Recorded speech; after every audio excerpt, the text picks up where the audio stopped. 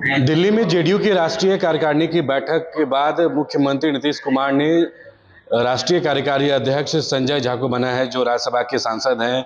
और नीतीश कुमार ने और भी कई अहम फैसले लिए हैं, लेकिन सबसे पहले कांग्रेस के विधायक दल के नेता शकील अहमद खान जी हैं। कल बैठक जो हुआ दिल्ली में, बहुत जो चर्चा थी, संजय झा को अब जेडीयू के राष्ट्रीय कार्यकारी का अध्यक्ष बनाया गया है। किस रूप में देखते हैं इसको? हम किसी रूप में नहीं देखते हैं। जनता दल यू का अपना एक फैसला है और संजय झा को एक बड़ी जिम्मेदारी मिली है, तो उनको मुबारक हो। लेकिन जनता दल यू ने 2 रेजोल्यूशन लिया है, वो चर्चा का विषय होना चाहिए।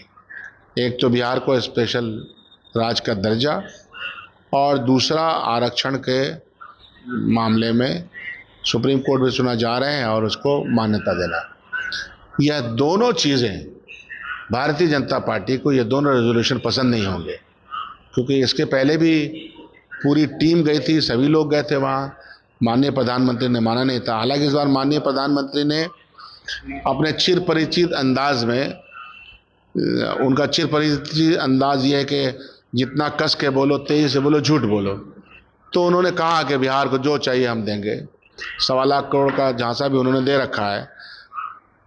अब यह काम नीतीश जी कितना करवा लेंगे, ये बात है, क्योंकि जो चरित्र होता है, जिस पार्टी के साथ गए हैं, उस चरित्र का बखान तो उन्होंने खुद ही कहा है। नीतीश जी ने बड़का झुट्टा पार्टी है। लेकिन तो शकील जी, उन्होंने कल कहा कि आखिरी कसम उन्होंने खाया है कि मरते दम तक अब बीजेपी के साथ रहेंगे, चाहे अखबार वाले कुछ भी चला ले, आखिरी सांस तक अब बीजेपी के साथ रहेंगे। देखिए, किसी भी पॉलिटिशियंस की, राजनेता की, और इतने बड़े पद पे रहने वाले लोगों की विश्वसनीयता उसकी पूंजी होती है। हम भी उनको बहुत मानते हैं, व्यक्तिगत तौर पर मानते भी हैं, लेकिन विश्वसनीयता उन्होंने खो दी है। ये उनकी पार्टी के लोग भी अलग से कन्फाइन करते हैं, और देश की हर पार्टी और जिसके साथ गए हैं वो भी। विश्वसनीयता जो होती है किसी भी राजनेता की, वो बड़ी महत्वपूर्ण होती है। तो खैर, उनकी तरह की विश्वसनीयता जो उन्होंने बनाई है, उनको मुबारक हो। मेरा सिर्फ ये कहना है कि जिस पार्टी के साथ वो हैं, उस पार्टी का चरित्र धोखा देने का और झूठ बोलने का है, वो है भारतीय जनता पार्टी। और ये उपनाम भी उन्होंने ही दिया है, नीतीश जी ने ही दिया है। उससे कोई उम्मीद नहीं की जा सकती है। अब आने वाले 6 महीने में देखते हैं कि क्या होता है। एक सवाल और लेंगे, ये पुल जो गिर रहा है उसको लेकर क्या कहेंगे? पिछले 10 दिनों में कई बिहार के 4-5 जिलों, 6 जिलों में जो है पुल ध्वस्त होने की खबर आई। लगातार पुल गिर रहे हैं, क्या कहेंगे? भ्रष्टाचार, और उसमें मैं अपने इलाके में भी, हमारा इलाका भी महानंदा का इलाका है, पुल की ज़रूरत है, बनवाते भी हैं।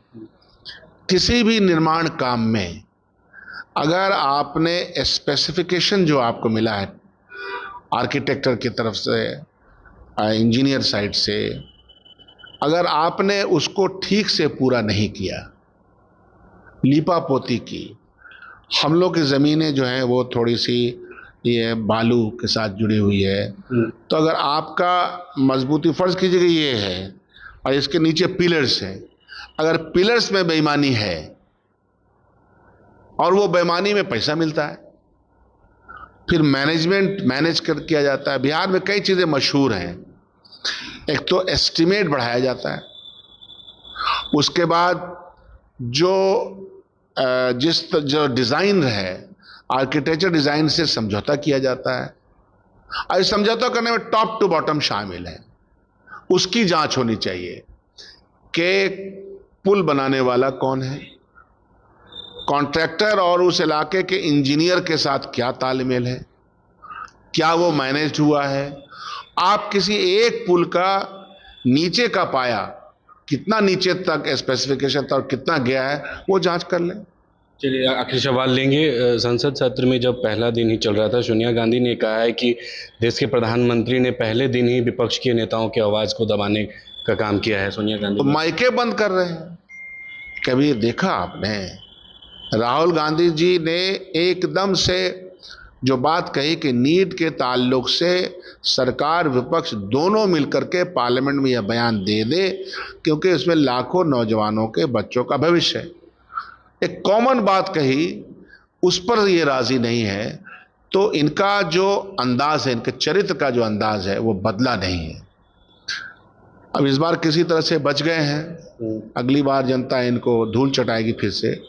अपोजिशन बहुत मजबूत है, अपोजिशन की आवाज़ न सिर्फ पार्लियामेंट में होगी बल्कि देश के सामने होगा। और राहुल गांधी जैसे एकदम क्लैरिटी से सियासत करने वाले जिम्मेदार आदमी लीडर ऑफ अपोजिशन है, तो बच के तो नहीं जा सकते। कितना माइक बंद करेंगे, बाहर भी माइक बंद करवा देंगे, ये नहीं हो सकता। लेकिन ये दुर्भाग्यपूर्ण है कि पार्लियामेंट के अंदर स्पीकर साहब है, वो माननीय है, लेकिन जो रवैया हम लोग देख रहे हैं सरकार का, और सरकार जो पढ़ रही है प्रेसिडेंट के माध्यम से, वो किसका बयान होता है? वो सरकार का बयान होता है। हम लोग भी यहाँ गवर्नर साहब आते तो जानते नहीं, प्रोटेस्ट नहीं करते हैं, तो आप प्रोटेस्ट को भी बंद कर दीजिएगा तो ठीक है।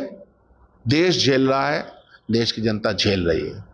चलिए, बहुत शुक्रिया। तो हमारे साथ कांग्रेस के विधायक दल के नेता शकील अहमद खान बात कर रहे थे। तमाम मुद्दों पर उन्होंने जो बाकी से अपने बात को रखा है। वहीं सोनिया गांधी के बयान को भी लेकर उन्होंने कहा है कि 2024 में जो है इस बार जबरन सरकार बनी, लेकिन आने वाले समय में जो देश की जनता है वो माइक बंद नहीं कर सकते, और फिर जो है आने वाले चुनाव में जब लोकसभा का चुनाव होगा तो ज़रूर जो है इंडिया गठबंधन की सरकार बनी, क्योंकि अपोजिशन जो है बिल्कुल मजबूत है। अपने सहयोगी राजेश के साथ मैं अविनाश, न्यूज़ 22 स्कोप।